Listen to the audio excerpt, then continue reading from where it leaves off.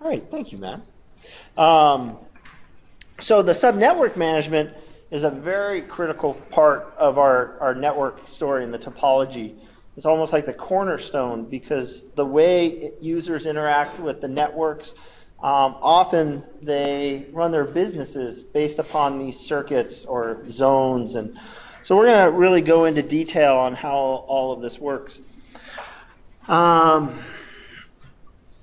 Again, first slide, all of this is in the core doc. There's a lot of doc on this subject.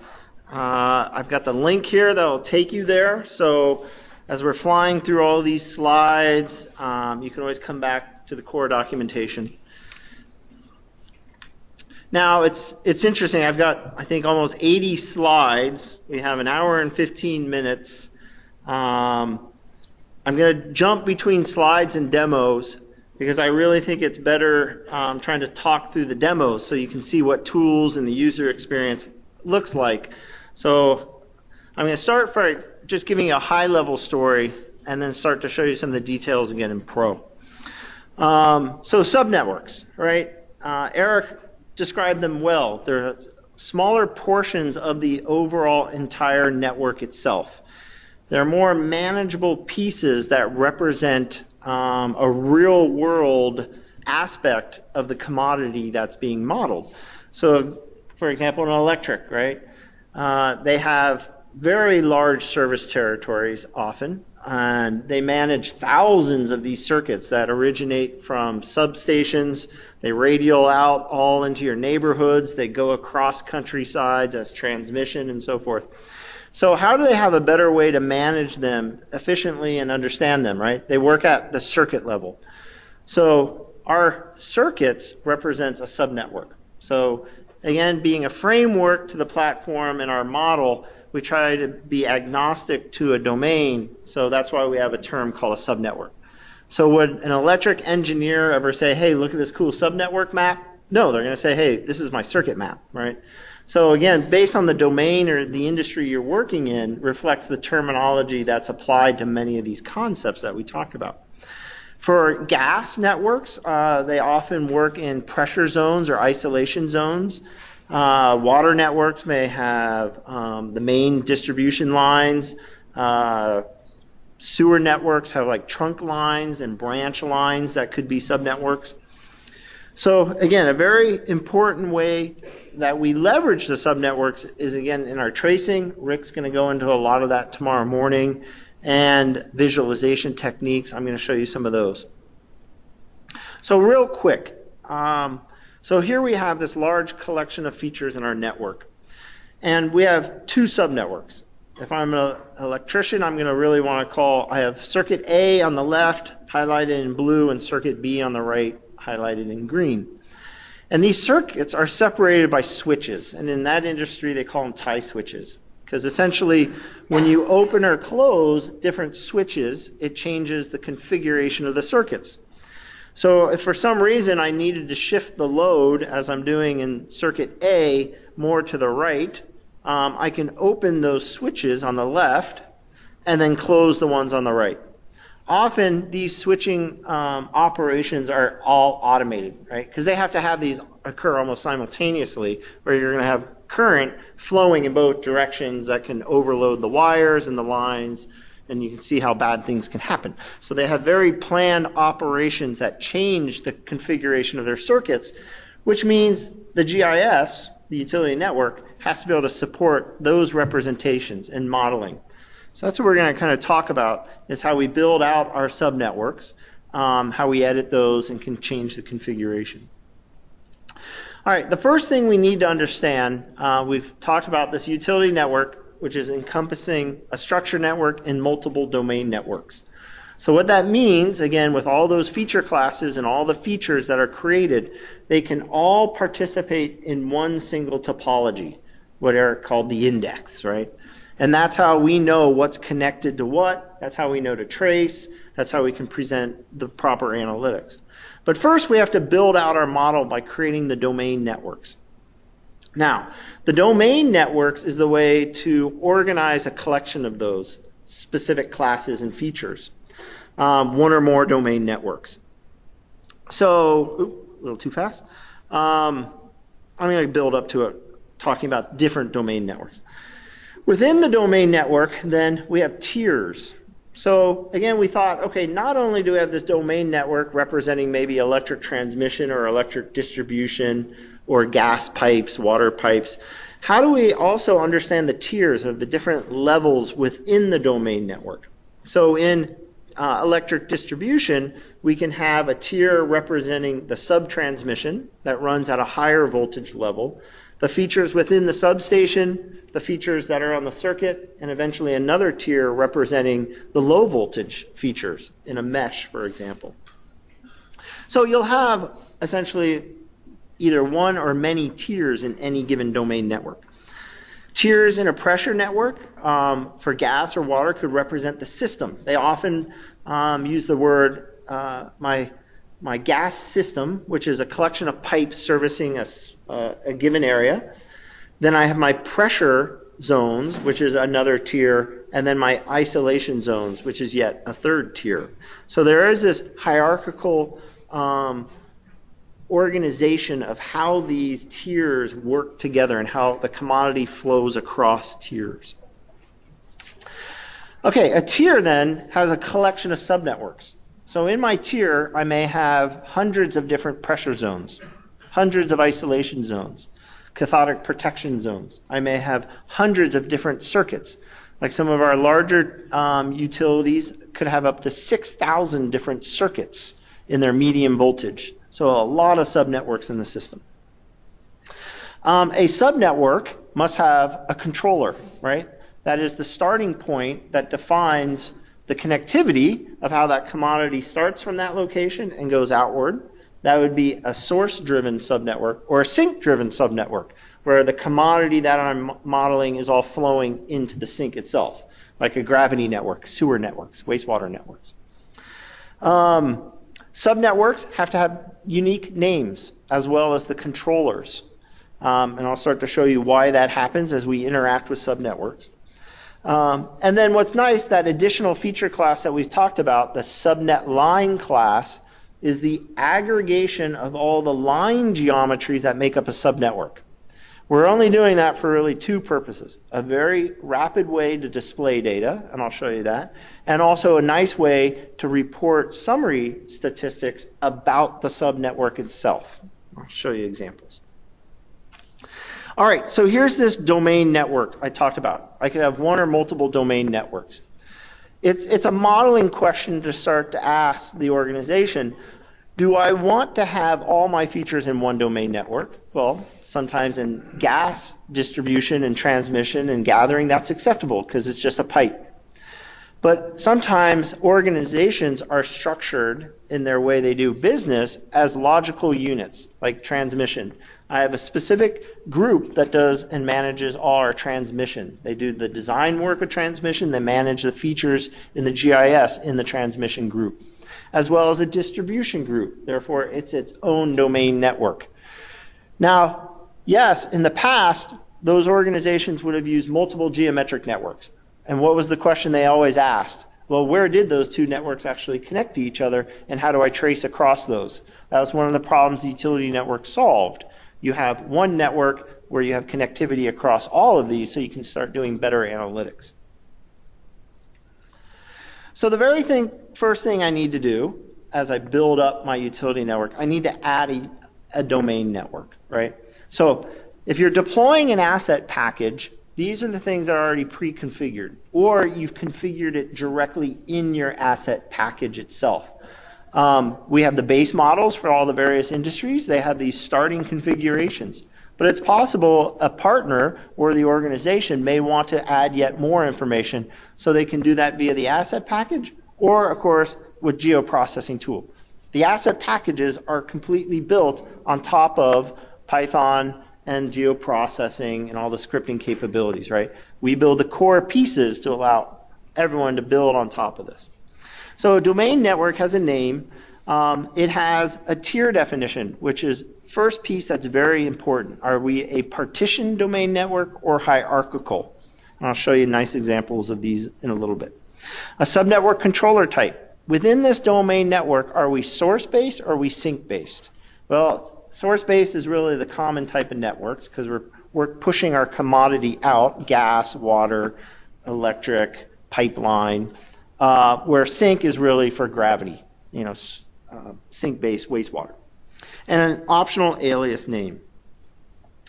And then from there, we can start defining the tiers that exist within the domain network. Well, it's a collection of tiers. Again, demarcating the logical levels between the networks, between these individual subnetworks. I talked about subtransmission, medium voltage and low voltage, and electric distribution. Some may only have one tier, transmission. Well, they only care about high voltage in the case of transmission. Interesting discussion in that case. We hear different organizations. Who manages the substation?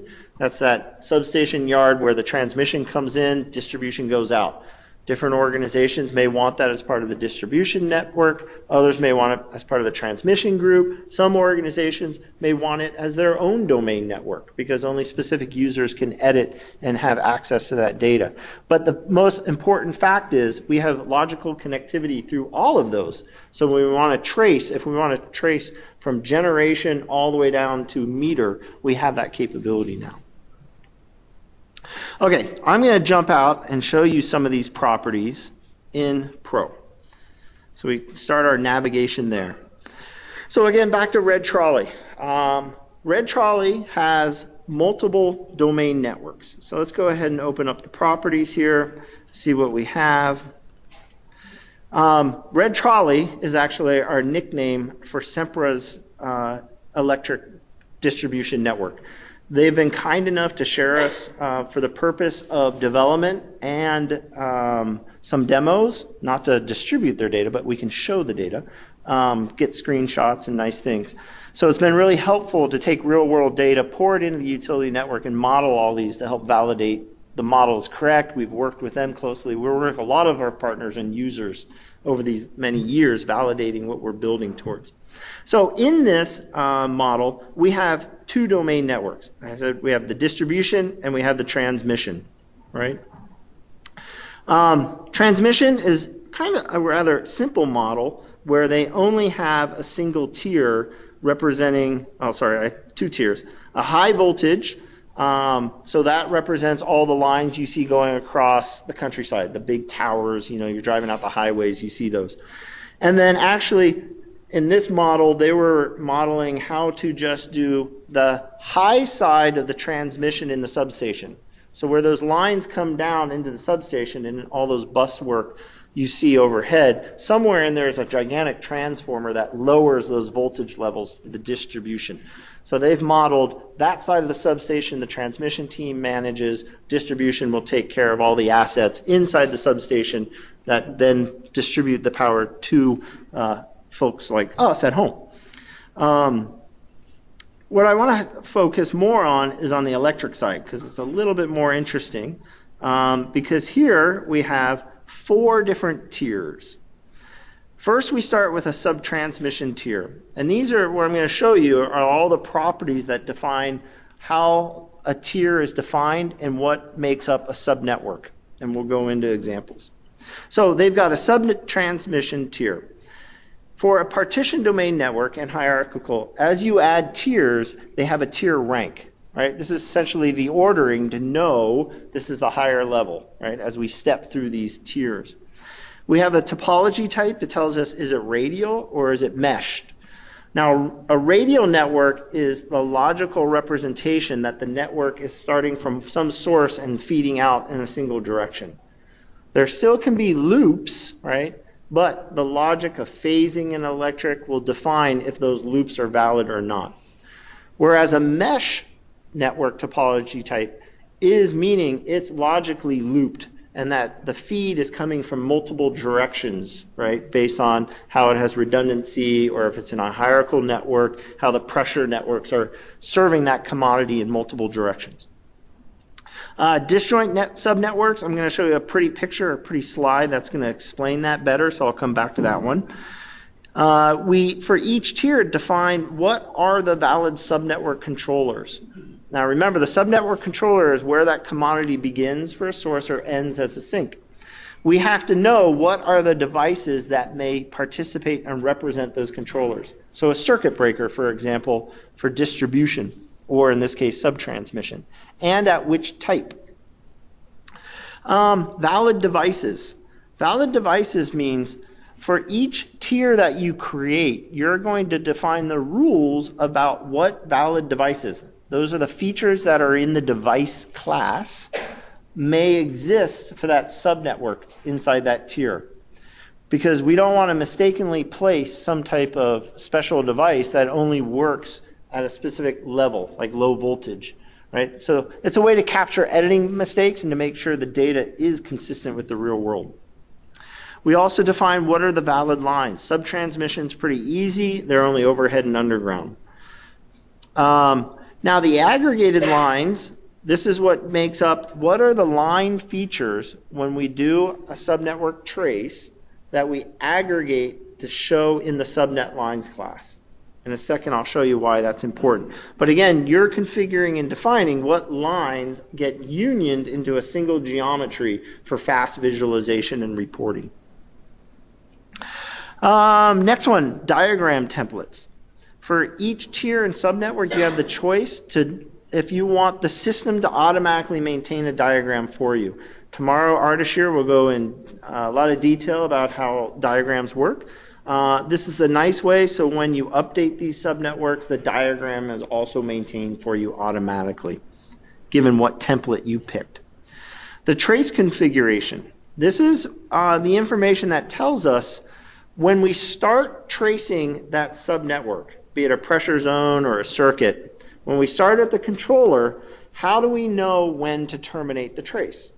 So for something as simple as, well, for a given device like a switch or a fuse or a breaker, if it's device status, which is a network attribute, again, Rick tomorrow will talk about a lot of that in the tracing examples.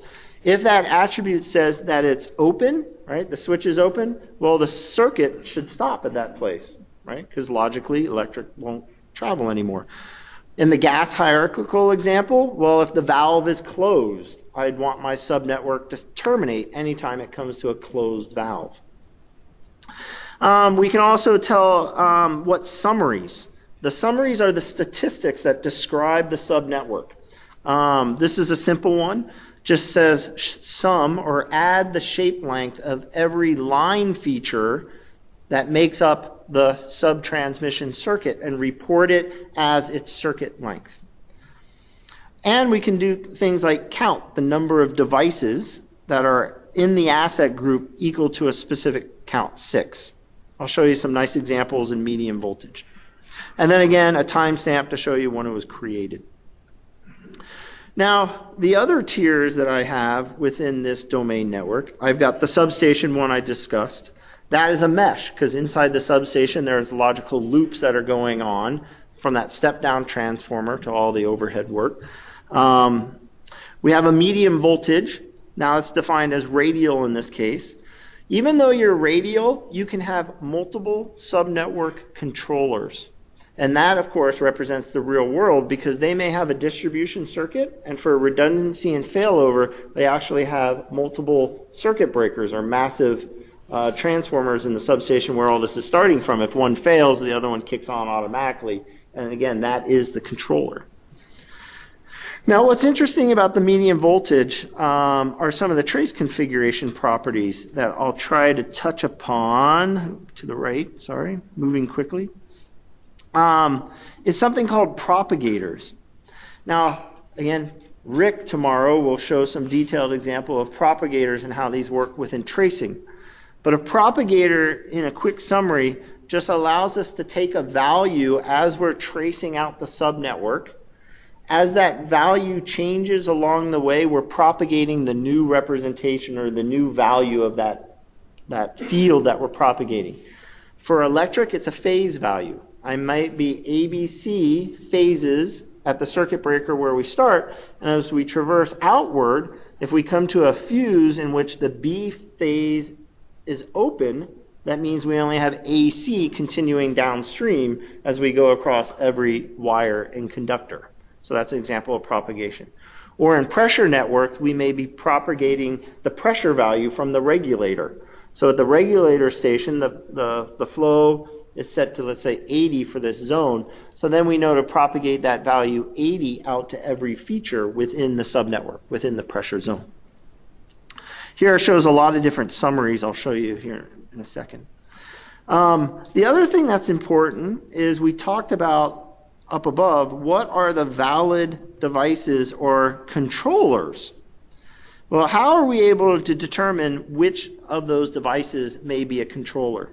Well, again, part of the configuration is in my distribution device class, I have actual real-world features that are controlling that commodity from that starting point.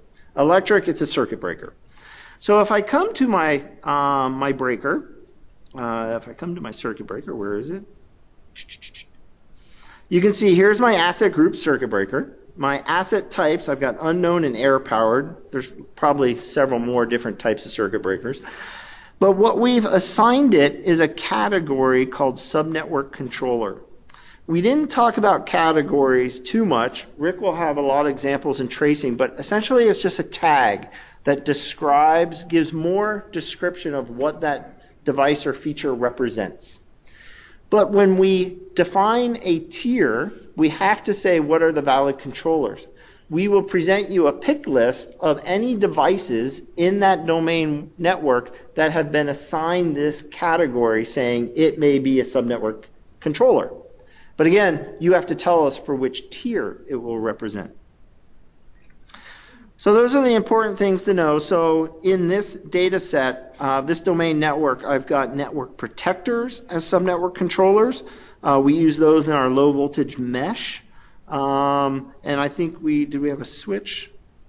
We have different transformers as subnetwork controllers, because if I want to model all the way down at the detail of low voltage, that transformer is where that step down took place. Therefore, it's a controller of the low voltage tier. All right, now back in the map. So now you understand some of the properties that help describe the subnetwork. If I zoom back out, I think I showed this earlier today, as my server wakes up, my surface wakes up, I'm going to zoom out to that circuit map. So here we are. Now, for the separate data set, we're only working with a single substation's worth of data, which had 13 or 14 different specific circuits.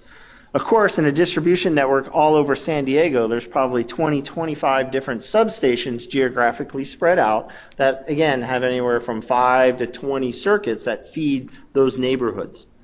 So you could start to see over a large area, maybe San Diego has up to 2,000 circuits, I'm going to guess.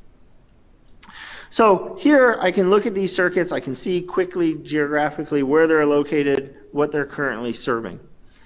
Now when I zoom in, and I should show you this real quick, these distribution circuits that we're working with is again a subtype layer. Here it is, all the specific tiers that were defined are my layers in the map. So just a very simple way to be able to turn these on at different scales, because at this high resolution I want to see a nice choropleth map of all my circuits. But as we zoom in, one of the tricks that we can do is, hey, I zoom in, I'm still at a large scale, but again, if I were to render this same map with all the little lines representing all the conductors and wires, I would have had to probably have displayed over 3,000 features on the map. Well, that becomes very expensive, right? Because the pro had to make the request to the feature service with that envelope and pull back 3,000 features just to render on the map. Well, this is one of our optimization gains. By having the subnetworks maintained in the system, what we're actually rendering in this case is the subnetwork line. And this is what I think I showed earlier today. If I click on that and I flash it, you can see, yes, it's that exact same feature I showed on the circuit map, but all I did was change the renderer. And that we can accomplish by using symbology. I'm going to jump in there real quick on medium voltage. If I go to the symbology, and we're going to show some very basic arcade. So Pro introduced Arcade at 1.4 to do a lot of labeling. At 2.0, I think they then exposed it on the layer to do advanced rendering. So it's a very simple Arcade expression. If the view scale is greater than 20,000, I'm going to render all the data based on subnetwork name. That's how I did the circuit map. But when I'm zoomed in further, less than 20,000, I'm going to use the symbol called all. Well, where did that all come from? If we look at the palette for the symbols, and I scroll down, you'll see how every circuit there was listed with the symbol to use, but then there's this additional all value, which uses the solid blue. So this is what's becoming very powerful in our toolkits, is how Arcade is being applied through Pro, also through runtime. It's going to keep on promoting itself in different workflows to be able to do very advanced capabilities with simple expression language. Okay, now one of the nice tools that we have, so I'm at this larger extent, I'm not displaying all those individual features, is a way, how do I know what subnetworks exist? So on the utility network ribbon, we've been showing this based on the various presentations, that functional area. Dave just talked all about associations. He'll be talking about topology tomorrow. Rick was showing off the terminal buttons. Rick's going to do all the tracing behavior. Ardashir is going to introduce all the diagram concepts. So I'm working over here in this far right corner on the subnetwork tools. So one nice thing is I can click on this tool, and given the current map extent, I can quickly list all the subnetworks that are within that extent. Now we're doing that by just taking the spatial envelope query and again querying that subnet line class. So this is why it's becoming important through the workflows that as we edit the data, as we have all of our subnetworks defined, that we're updating and managing those. That will be later on in the discussion showing how that works. So here I've popped up this nice list, and now I can select any one of these. If I select 107, I can right click. I can quickly say, okay, zoom to circuit 107. If we undock that, you'll see, okay, there's the extent. I could easily do a pop. I can select it, of course. Now, again, we're working at the subnet line. That's why it's so quick. And this is a very common way users tend to navigate to where they're going to be doing their work or doing their analytics. Now, one of the things I talked about are these subnetwork summaries. Here I can pop up, and this is just a Pro pop-up, that is showing the various summary attributes that are defined in the tier for all the subnetworks. So for medium voltage, I'm reporting information. The total number of fuses on that circuit, the total number of transformers, switches, breakers, elbow counts, line monitors, and so forth, right? Street lights. So it's very easy for us when we do the analytic of updating the subnetwork to capture these statistics and store them on the subnet line class. Because now we can start doing better report generation. The users can understand what they're interacting with. That's a big value add. Also, I'm going to go ahead and clear my selection. I can, from a given subnetwork, stick on 107, I can trace the subnetwork right there. Now the difference between the select and the trace, well, the select only selected the subnet line feature. Now I'm actually tracing the subnetwork, right? I'm starting from that controller and I'm tracing outward to define the circuit. It is actually selecting all the features, right? Now, what you would expect, the trace in these selection counts, when we expand the distribution device subtype layer, you can see all the counts of transformers, fuses, elbows, and all that. You would expect those to match the summaries, right? As long as the subnetwork has been updated and is consistent with the feature space. And that's what we talk about with validation of the topology and what I'll describe in updating the subnetworks. All right, what else do we have on this tool? Now, one of the things that we've discovered watching all the users with the geometric network and all the maps and the data that they have to interact with, one of the complexities has been hey, when I actually go into an area where there's a lot of data, so here I am zooming into that substation area again, and I'm going to turn on my content. And just like what what Dave showed as I turn that on, did I click it? Come on. All right, we've got all these lines going all over the place. How do I know what circuit do they represent? Because maybe my assignment is to walk that circuit in the GIS, meaning pan through that circuit to see where it goes, what customers it's serving, is it in danger of, tree trimming requirements or vegetation management. So one of the things we've built into the system is the way to activate a subnetwork. So here I've selected it, and when I click activate, what we're going to do is for each layer in the map, we're going to set a visual variable. This was something else the Pro team helped create for us that benefits all users, is a way to dynamically change the renderer based on some attribute value. So what you can see that has happened is I'm activating it, and we are changing the transparency for every layer based on the subnetwork name. So circuit 107. Now you can tell, hopefully you can see this well. I think it looks pretty good. You can see the solid symbol is circuit 107, while those that are washed out give you that transparency effect. So now, as I pan, I can see, if the projector keeps up with my panning, exactly, okay, circuit 107 is here on the lower one, not the one up top. So you can see I'm also labeling 493.107.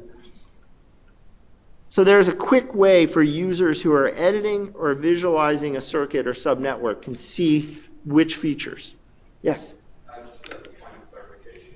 When you say it's querying the subnetwork class, are you talking about querying directly against the database or going to the layer of the feature service? Right. The question is, so whenever we query something or need to retrieve data, where's that data coming from? Right? Because it is a services-only architecture, every request from any client application is going to that feature service REST endpoint, the query operator. Essentially, in your server architecture, what's sitting behind the server? Well, technically it's client-server mode that's connected to your database that's just issuing the exact same spatial query or whatever that query is. All right. Any more questions?